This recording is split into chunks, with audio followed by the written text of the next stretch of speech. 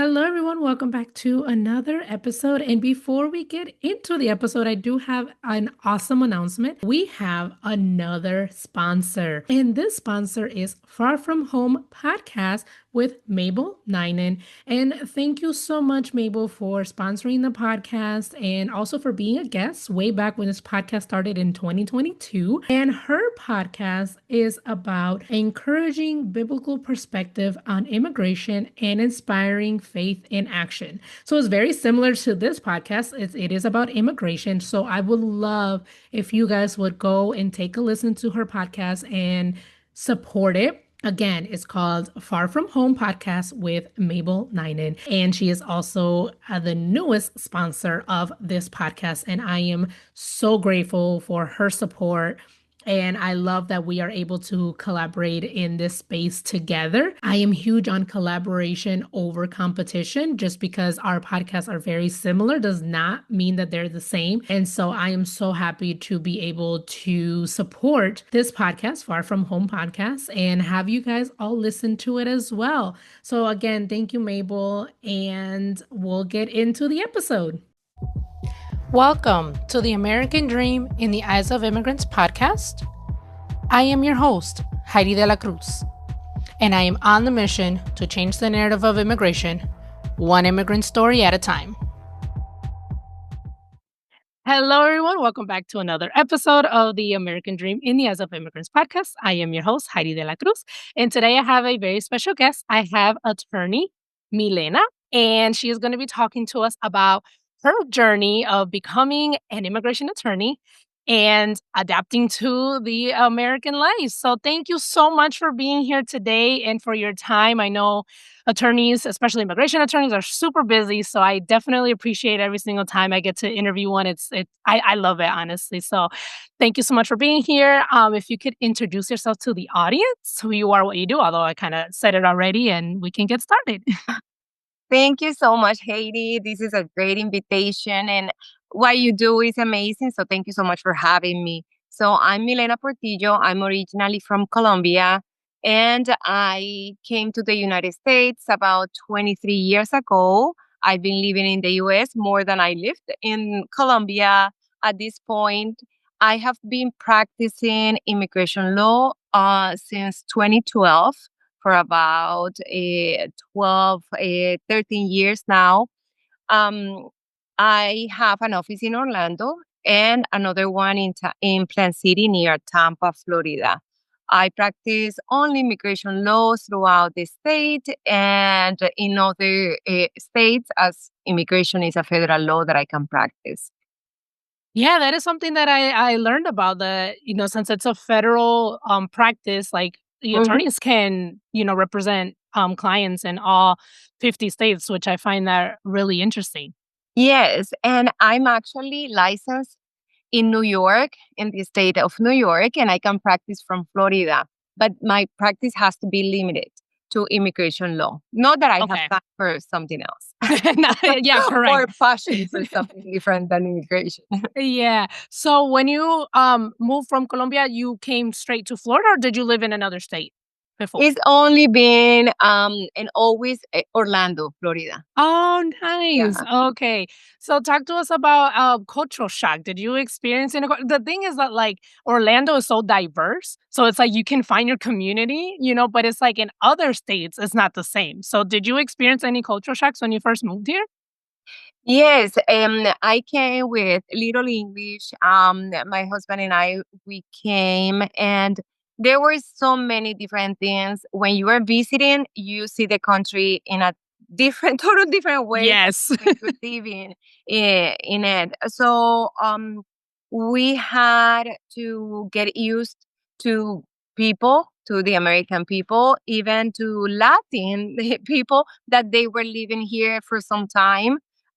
We needed to be able to connect with them because the way that the brain is getting structured after a couple of years living here, you talk differently, you express Yeah. yourself in a different way. So we have to learn to communicate with other people as well. And there were so many different things when we came. Yeah, yeah, definitely. It's like that time to adapt and to kind of get used to like I had a guest who had visited the United States, but then once she made the decision, okay, it's like I'm staying, she was like, it's a whole different mindset. It's like, okay, I'm not on vacation anymore. Like I can't just be spending money. Like, it's like I'm here to stay. It's like the different mindset shift that you have to do. So let's talk about your journey becoming an immigration attorney. Did you always know that you wanted to be an immigration attorney, or how did that come about? So when I came, I was already a lawyer in Colombia. I was very blessed to start working in a law firm, and it was immigration law Oh, probably 1 or 2 years after I was here. And I started working. My English wasn't that good. No, that I mean, but um, anyway, I was still learning English, and I had different positions within the firm. But being a lawyer, I could understand at least the responsibility and the accountability that comes with a position within a law firm. So I started like learning about it. So when I had the opportunity and I made the decision and everything worked out for me to be able to go back to law school, I already had like 5 years or six of experience in immigration law. nice. Okay. Then as a paralegal, when I went to law school, that was something also very interesting. Having to change, I mean, I needed to change the chip that I had from Colombia and the laws in Colombia because we use a different set of laws. Yeah. We go by the civil code, and the US they do jurisprudential law, which is total different approach. So I had to change my mindset, and I was it was tough. It wasn't easy, Yeah. and everything was in English. By then, my English was a lot better than when I came, so I was able to navigate law school. Um, but when I finished law school, and I was talking about this yesterday with my son who wants to become a lawyer. Oh, nice. Um, yeah, so I did not want to do immigration law. I Okay. don't know why or what was inside me that I was like, no, no, no. I want to become an international litigation counsel. I want to do intellectual property. So I wasn't going that route. But then when I was able to pass the bar, because that's another story that we can go between that one. Um, I had the opportunity to go back and work for a former immigration judge, and I had the background, I had everything, and here I am, 13 years Yeah. after, with at least 20 years of experience in immigration law. It was about 8 years as a paralegal, or yeah, now 21 almost, and 13 years as an attorney.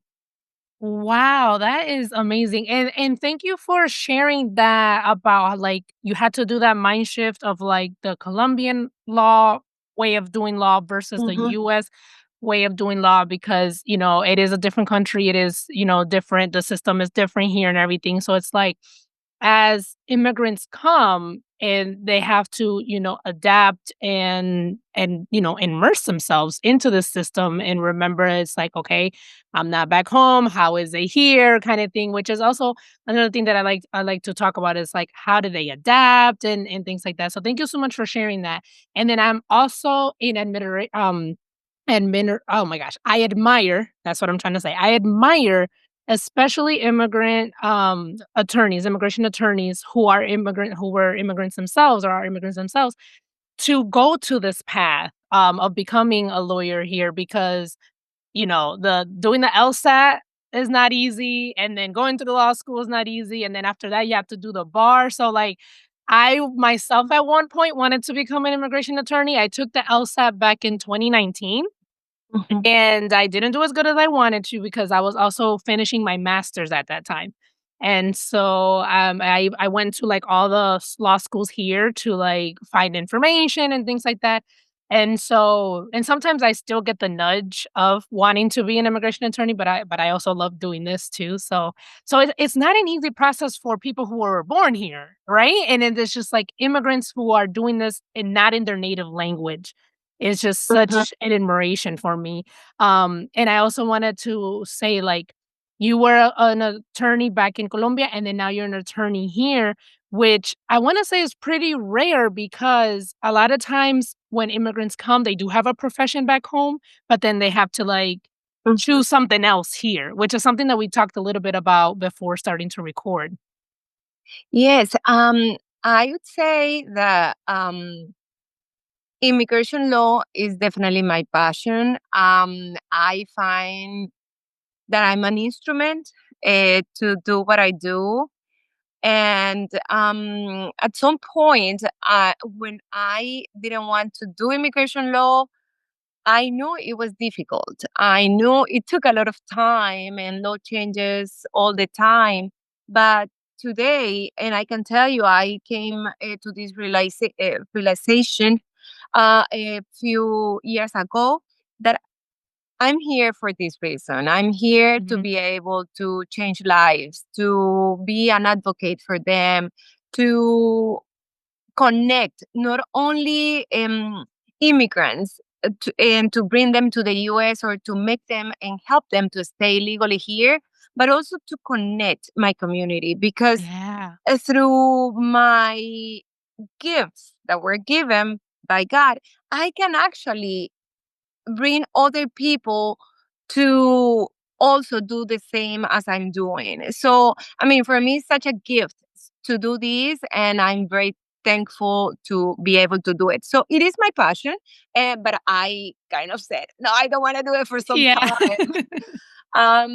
It's very stressful, but I love it. I love it.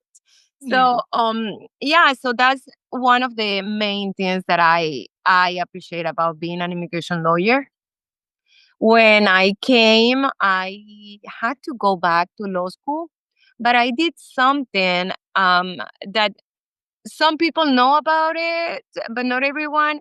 And is that I didn't do a full Juris Doctor. I didn't have my JD. I Okay. did a master in law. Mine was in international law, and I was able to sit for the bar in New York.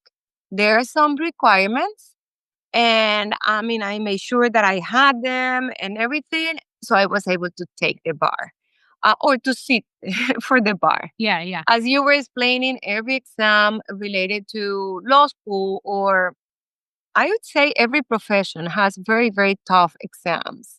Yeah. And the bar exam wasn't an exception. It was very, very difficult. It was not only the English, but the exam itself. So I had to do it 3 times.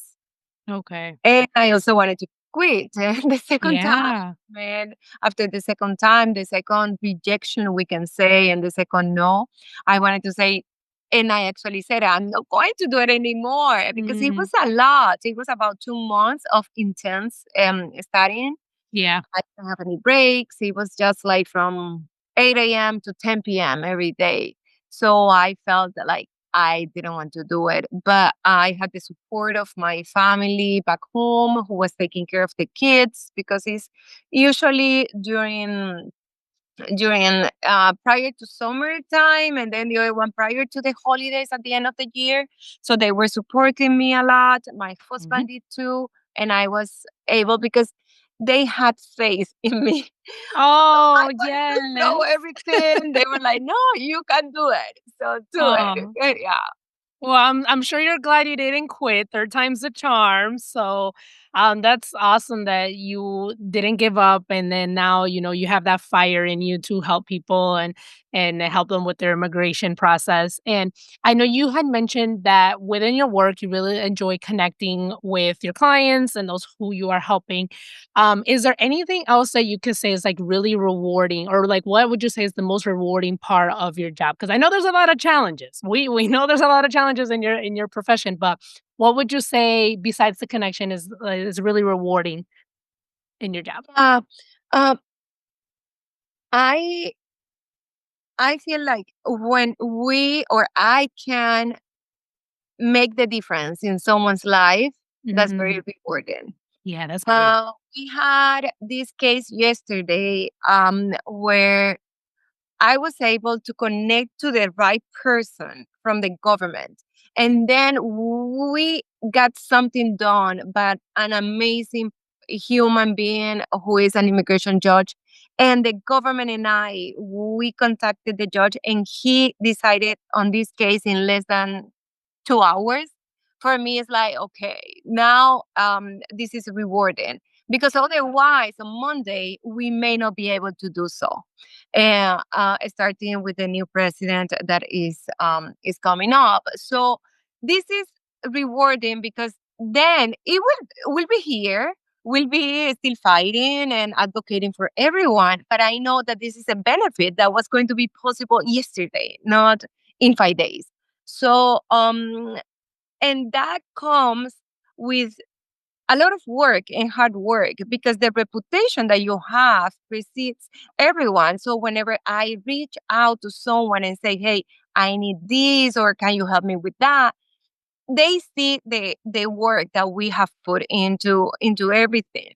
We win cases is great, but even when we don't. Hi, Heidi here. Thank you so much for listening and supporting my podcast, but most importantly, the mission. If you would like to further support this podcast, there are a few ways you can do that. You can sign up for the newsletter. You'll receive the episodes straight to your inbox every time they drop. The link is in the show notes and the show description. You can subscribe to the podcast YouTube channel. And lastly, you can donate money. That link is also in the show notes and show description.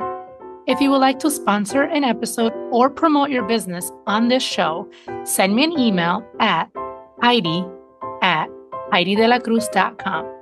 Thank you and enjoy the rest of the episode. The client has the satisfaction that we did everything we could. Everything possible. Yeah. And that is especially in court because the other cases, if I think we're not going to win it, we don't do it. um, because we try very hard to be honest with everyone. But in court, Yeah. they know that that's the only possibility. Fighting a case that the law is probably not the best for them, but Mhm. they have the right. And Yeah. this is a country of law, so they have the right to present a case before an immigration judge.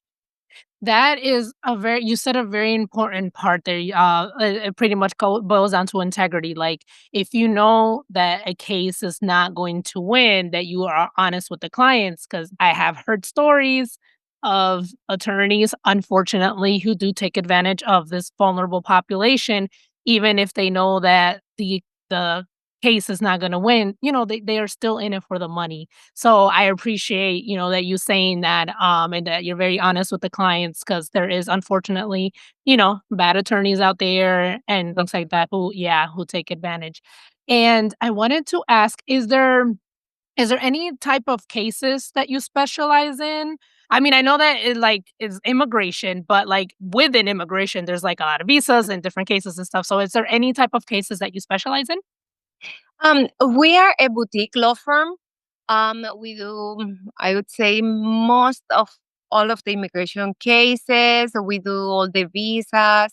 There are some that we do not do, and when I don't feel competent enough or that I can make myself competent, I can pass along to another attorney. Yeah. We do a lot of removal defense, and that's cases in court before the immigration court, especially in Orlando.